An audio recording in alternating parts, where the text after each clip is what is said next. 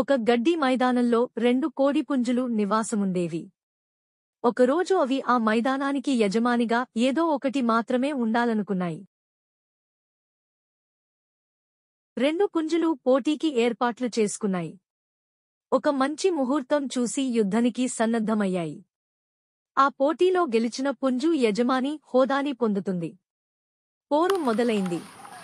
ఆ 2 పుంజులలో ఒకటి అత్యంత బలమైనది కాగా మరోటి కొంత బలహీనమైనది.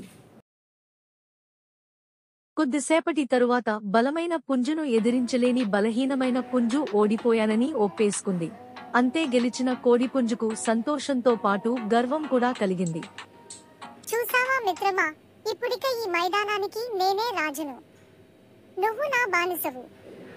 ఈ రోజు నుండి నేను చెప్పినట్టు నువ్వు వినాలి అని పకపకా నవ్వింది. ఆ కోడిపుంజు అంతటితో ఊరుకోలేదు. తన విజయాన్ని అందరూ గుర్తించాలని, ఓటమి పాలైన పుంజు అవమానపడాలని గంతులేస్తూ గట్టిగా అరవసాగింది. ఓడిపోయిన కోడిపుంజు తలవంచుకుని నిశ్శబ్దంగా కూర్చుండిపోయింది. ఆకాశంలో చాలా దూరంగా ఆహారం కోసం అన్వేషిస్తున్న ఒక గద్దకు కోడిపుంజు కేరింతలు వినబడ్డాయి. గద్ద రివ్వున ఎగురుతూ కిందకు వచ్చింది.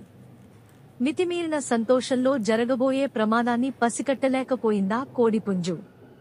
ఇంకేముంది, గద్ద దాన్ని ఎత్తుకుపోయి చంపి తినేసింది. ఓడిపోయిన కోడిపుంజే ఆ మైదానానికి యజమాని అయింది.